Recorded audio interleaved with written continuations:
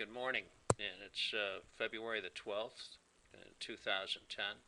We just had a snowstorm. We actually had two major snowstorms in approximately, what is it, about less than 2 months, I think. One of them, December 19th, gave us about up to 2 feet of snow in this area of La Plata, Maryland. And then there were two other snowstorms here in February. One which gave us quite a bit of snow, another one just here recently, and on February the 10th, that gave us another 20 inches. And then there was the other one earlier in February that I think gave us about 8 or 9 inches, 10 inches.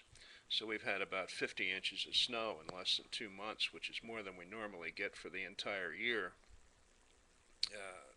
most of the time. So it's a pretty phenomenal event. It doesn't mean that it hasn't happened before, but for us right now, it's set some records.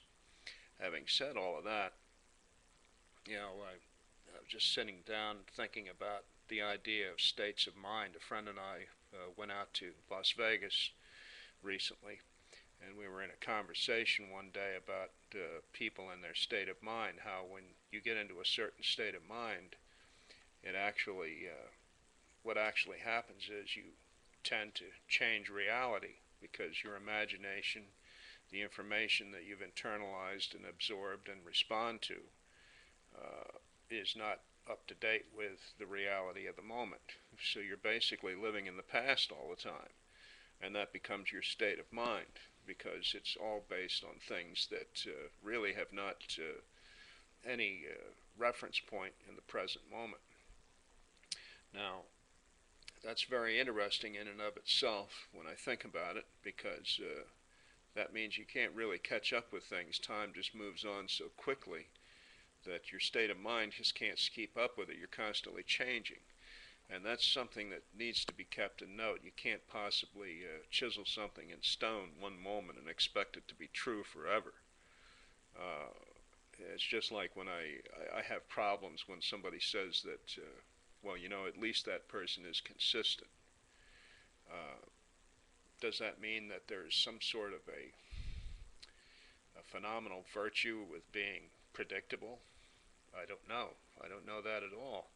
I think that when you receive new information and you find out that there's a possibility that you might be wrong, that it's a good idea to change your basis of thought, change your decision-making process a little bit, and think about the fact that you've been resting in a state of mind that is no longer valid for any reason whatsoever, and that you need to then become inconsistent with that and formulate a new state of mind, so to speak. Well, this is a very fluid situation when you think about it, and I don't know how better to explain it than that. I probably am completely off base, but to give you an example, for instance, when I was a child, I believed in Santa Claus. My parents did a lot to prop up that belief. They did a lot of things, like, for instance, they'd have me put down on a piece of paper my wish list for Santa Claus for Christmas, and then they would put it in an envelope, and they'd ask me to draw a stamp on the envelope so that the mailman would know that there was a stamp on it and that it needed to be canceled, and when it was sent out to the North Pole. And there were all sorts of ways in which they propped up this belief. I was of the state of mind of a small child in that I believed everything that they told me because they were my parents and that they couldn't possibly lie about a thing like that. And after all, each Christmas there seemed to be some gifts, and if they weren't exactly what I wanted, they were close to it, therefore must be true. So it was enough proof for me anyway. For a lot of people it wouldn't have meant anything, but for me it did. So one day my best friend, my playmate, told me, he saw me putting these letters in the mailbox, and he said, "What is it that you're doing?" And I told him, I explained to him that I had letters for Santa Claus, and that maybe he should send his out, and then he'd get what he wanted for Christmas. He says, don't you understand that there is no Santa Claus? He says, "This is all ridiculous. This isn't going to work." I said, "You drew a little picture of a stamp on this envelope and you think it's going to go somewhere?" I said, "The mailman is going to take all of these things and just throw them away." And he said, "It's ridiculous." He said, "You shouldn't believe in that kind of stuff." Well, I got really mad at him. I went to my parents and I asked them about it, and they very disappointedly told me that, yeah, you're right, that there is no more Santa Claus. They finally choked up and fessed up the truth. And my entire state of mind changed almost overnight. It made me doubt all kinds of things then. But one of the greatest effects it had was it made me angry at my friend. I would never speak to him again. And that was a devastating moment in my life as a child. Now, did that change me into an axe murderer? No, it did not do that at all. What it did do, though, was it started to make me doubt what people told me just on the strength of their position of authority and the degree of their education. Because sometimes people that are educated or in a position of authority will say things with the formality and authoritative confidence of that you get just by breathing and by way of breathing, and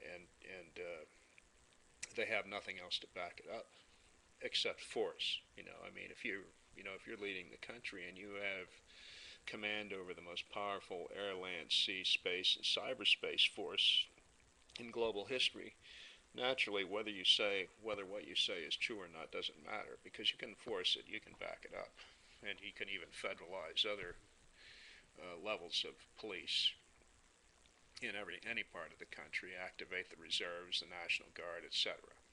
So, we know about this. If you don't know about it, then you must still be believing in Santa Claus. Believe me, you should. You need to look into that. For instance, I was just reading online today about a Taliban stronghold in southern Afghanistan that's been surrounded by a combination of U.S. Marines and Afghan forces, probably backed up by U.S. Air Force and helicopters, and no doubt some B-52s if they need them, and things of that nature. And so no doubt this area will be blown to smithereens and a lot of people killed, and we'll claim it as a victory in our war on terrorism, I suppose, because it's a poppy and poppy fields, opium growing area, and that kind of thing. But it's only one article. I haven't heard of anything recently. I suppose I should read around a little bit more and investigate it to see if that's actually the case, or is it going to really make any difference? We'll have to wait and see. But it does make me doubt a lot of things to just accept one newspaper article. I think what I need to do is investigate it and look at it. Is it really true? If so, who is profiting from this? And if anyone is profiting from it, why are they profiting? What is their goal? And how much power and access is involved once success is attained? So, all kinds of things involved with it. It's just a flurry of stuff going through my head this morning for no good reason whatsoever, but hopefully it'll make some sense to somebody. Well, I will say have a good day to everybody, and hopefully things will get better, and the world will be someday in a more productive state of mind, and we won't have to go through a lot of this stuff that we're going through.